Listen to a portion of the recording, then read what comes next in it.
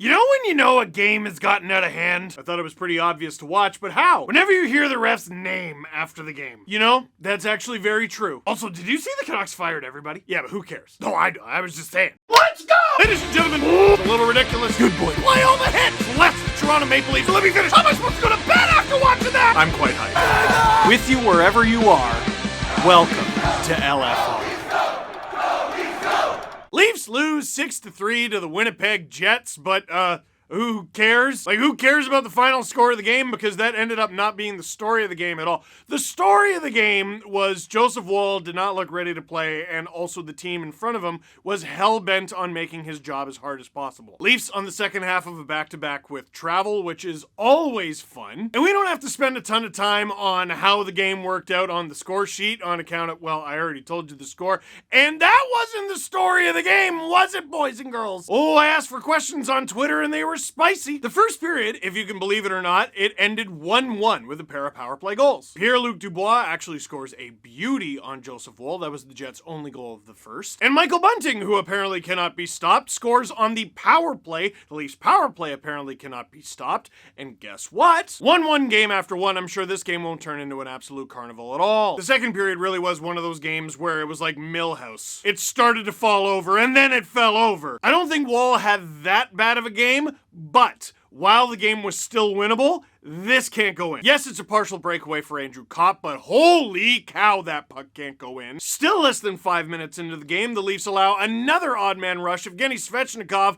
Just a shooting gallery. He roofs it over Joseph Woll. Now it's 3-1. All of a sudden, it's a 2-goal game. Power play. Oh boy, this has the potential to get really out of hand. Kyle Connor shoots the puck to the moon and back, and it's 4-1. And then barely over halfway through the period, Nikolai Ehlers with a blast that beats Joseph Woll because the Leafs were treating Joseph Woll like wet clothes on a summer day. And yet, somehow, it gets spicy towards the end of the second. Then the Leafs get their own power play, and Austin Matthews, who we were worried about earlier in the game because he took a puck off the wrist and it looked like it hurt. The wrist, it looks good. It looks good. Just over a minute later, Andre Kasha scores a piece of crap goal on Connor Hellebuck of all people, and all of a sudden, it's a 2-goal game, so you're telling me there's a chance. And that is how the game heads into intermission.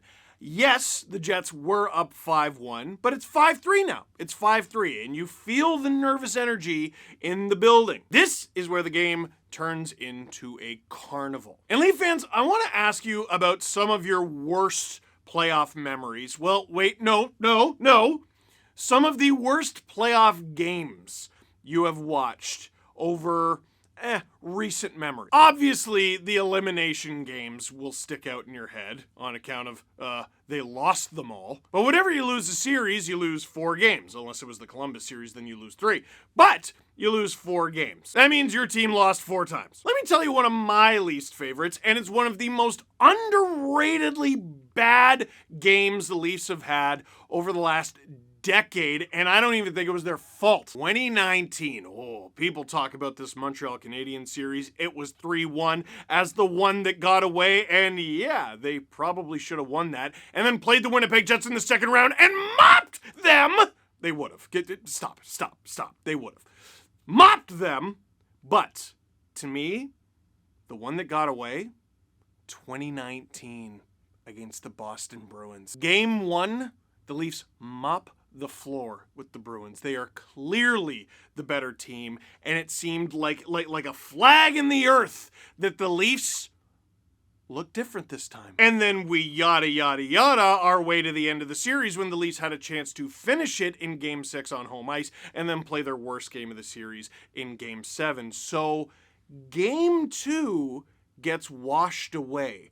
But Game 2 was a travesty. The Bruins were allowed to do whatever they wanted. And they pushed, and they pushed, and they pushed. So what do? You push back. But you got to push back a certain way, or else you get punished for it. And Nazem Kadri would always, you have TikTok? You ever heard of TikTok? He girl bossed a little too close to the sun. And he did something he shouldn't have. He got suspended for it because he should have been suspended for it. There's no ifs, there's no ands, there's no buts. It is worth mentioning, however, that what Nazem Kadri did not fall out of the sky. And I promise you, if something did fall out of the sky that day, it was a Bruins elbow. And if tonight in this game against the Jets, you were like, I don't like the flavor of this game, just a reminder, the refs tonight were the same ones from Game 2 in 2019. That's it. That's the tweet. Because where this game starts to get ridiculous is Austin Matthews being tied up with Pierre-Luc Dubois. Now, does Matthews, like, kind of hug him? Yeah. After a solid 5 to 10 seconds of basically getting like Brock Lesnar suplex city all around the ice. Pierre-Luc Dubois is a good player. He's a good player. He's one of the Jets' best players. He had a great game in this one. But I offer you Pierre-Luc Dubois for Austin Matthews in your fantasy pool. How soon after do I even get the full trade out of my mouth before you punch me in the face? You don't. So, if one player does more to the other, as in if Pierre-Luc Dubois does more to Austin Matthews than Matthews does to him, it needs to be represented. One, because it is the just thing to do. A player did something, more of something to a player. It should be represented. But also the Winnipeg Jets take that trade every single time, because it's Austin Matthews versus Pierre-Luc Dubois. So here's the tweet with the hilarious screen grab. It's Brad Meyer who's the official. The tweet from Stat Sundin. So Brad Meyer, who is standing 5 feet away, somehow calls coincidental minors on this play in which Pionk blasts Sandin's knee on the ensuing 4-on-4. If I was Keefe, I would absolutely take the fine and berate Meyer in the post-game presser. The post-game presser? Oh, we're gonna keep that in mind for a little later. But what happens next? Exactly what he said. What happens next? Exactly what the guy said in the tweet. Neil Pionk, underratedly dirty little guy, knees Rasmus Sandin. Rasmus Sandin, who was having a fantastic season for the Leafs so far. Who knows how long he'll be out because of Neil Pionk. I wasn't so much surprised that a penalty wasn't called on this play as much as I was surprised by Neil Pionk trying to throw a hit when the Jets didn't have an empty net. Jason Spezza gets up on the Leafs bench and he is losing his mind along with the rest of the team because the game, there's even fewer players on the ice. You made it easier on yourself and failed! So Neil Pionk loses his stick, he swipes at the puck, and Jason Spezza, listen, I'm not gonna, Leafs fans, okay, we gotta be honest here, we gotta be fair. You can't do that. Like, he lays a hit, like, standing up for his teammate, like he's trying to send a message and everything, but if he knocks out Neil Pionk cold, which he really could have realistically done there, no, it wouldn't have been good scenes. Like, I'm all for sticking up for your teammates there, but that's bad. It's a bad business decision. And from there, the game gets out of hand. And the term game management came up a lot. Game management. Trying to manage the game, trying to keep everybody safe. So we're gonna both just bear hug Wayne Simmons. We're just, Wayne almost dragged Logan Stanley into the penalty box with him, like The Undertaker grabbing Kane from under the ring. And he didn't succeed, but now you're picturing it. Imagine they had like a smoke machine for the full WWE effect. Anyway, Wayne Simmons gets a couple of penalties there, and one of them is a 10-minute misconduct. Let me just put on my spectacles here and, oh, there's more than 10 minutes to go in the game. Well, ladies and gentlemen, boys and girls, a game that is getting out of hand and you gave a player a 10-minute misconduct and you know he's coming back before the end of the game. What do you think is about to happen? It should also be mentioned that the Simmons penalty that he took off the face-off was, I get sending a message. That was still a winnable game, and then he puts the Leafs on the penalty kill, and Scheifele scores, and it's over. What if you beat them up en route to a win? Or even a 1-goal loss? What if you beat them up en route to just a better result than that one? And it doesn't stop there, because the game is already out of hand. They've already lost control. Game management, nothing. Now Clifford is going with Brendan Dillon, and Michael Bunting, and Is that Jansen Hart? Yeah, sure. Wayne Simmons gets out of the box, and guess what he does? The thing we all knew he was going to do, because you only gave him a 10-minute misconduct with 12 minutes to go in the game. He fights Logan Stanley, who does exactly nothing, before triumphantly heading off the ice, holding a trophy above his head that just says, "Oh my god, I can't believe they protected me over Mason Appleton and Dylan DeMello. Are the Jets all right?" And oh, I almost skipped over Dubois again, clipping Joseph Woll coming out of the net. Now, I am gonna give him, I'm not gonna give him the benefit of the doubt. I am gonna say it's an accident. Joseph Woll comes out of the net, he doesn't have his stick, he did something that was a little silly goose, shouldn't have done it. Also, you look at the positioning of Pierre-Luc Dubois' legs, I don't think he clipped Joseph Woll on purpose. However, there's another guy, underratedly dirty player, so he doesn't get the benefit of the doubt. It was an accident. I'm here saying it was an accident, but also screw you a little bit. I am not about to say that the Winnipeg Jets beat the Toronto Maple Leafs because of the officiating. I'm certainly not going to say that. The Leafs had a 5-on-3 power play goal in this game. What I am going to say is over the last few years, Brad Meyer's fingerprints are on some of the most grossly, ineptly officiated games. Like the kind of game where he should be forced to watch that thing in its entirety. None of this burn the game tape stuff. No, burn it into your brain. Clockwork Orange's eyes. So that's what happened in the game, right? That's what happened in the game. Here, let's ask the Leafs their opinion about all this. Yeah, take the $25,000 fine, Sheldon. Thanks to David Alter for the quotes here. Sheldon Keefe has no update on Rasmus Sandin tonight, but felt there should have been a major penalty on the hit from Pionk. It looks to me like it's a 5-minute major. It's a knee on knee. A guy gets carried off. But I didn't get much from the officials in terms of how they saw it. Obviously, they didn't see it. I think if they see it, they probably would have called it differently. The league, I'm sure, will have a look. Yeah, man, take the $25,000 fine. That answer is like showing up to a concert expecting to see Metallica, and then on stage they wheel out a bowl of Shreddies. But the Matthews quote is the stamp. Asked if the game could have been managed a bit better. Matthews, that's a good question. I don't know. I honestly don't really want to answer that question. I feel like you can kind of point the finger at a number of different ways. Make the officials available after the game.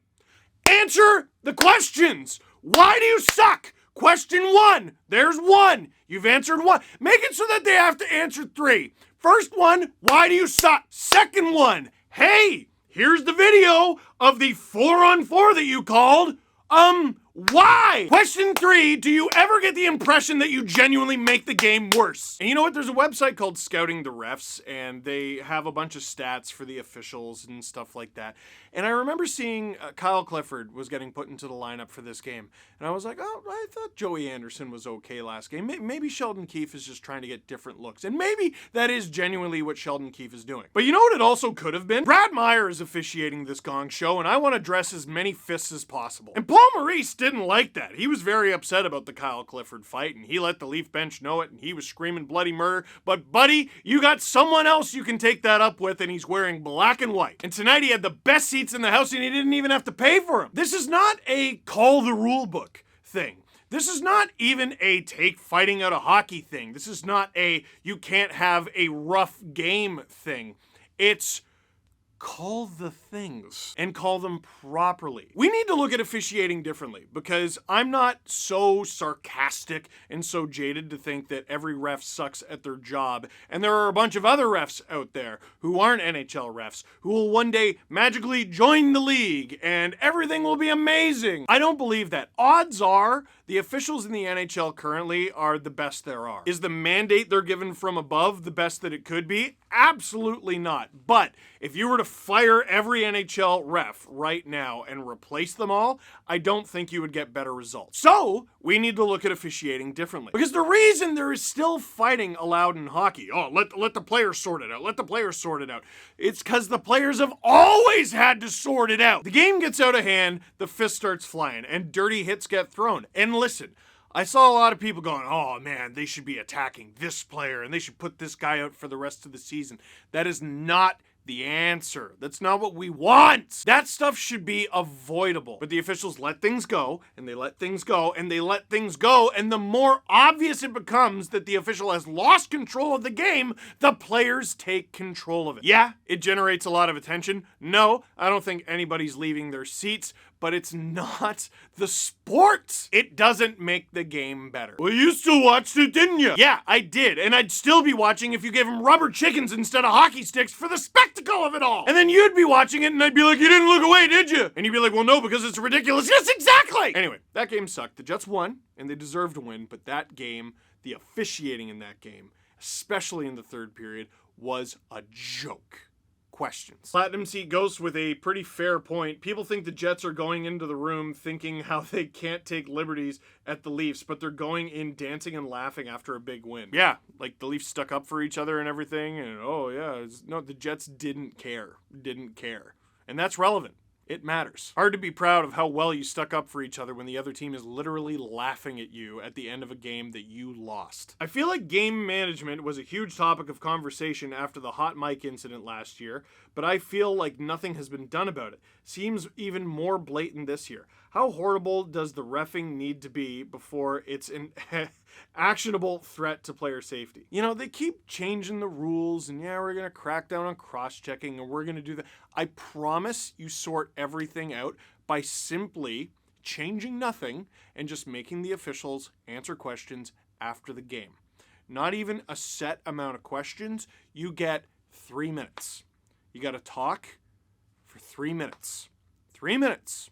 That's it. You can select a representative, or you could sit out there as a crew, but just 3 minutes. Also, look at what the NBA's doing with the post-game report. Where is that?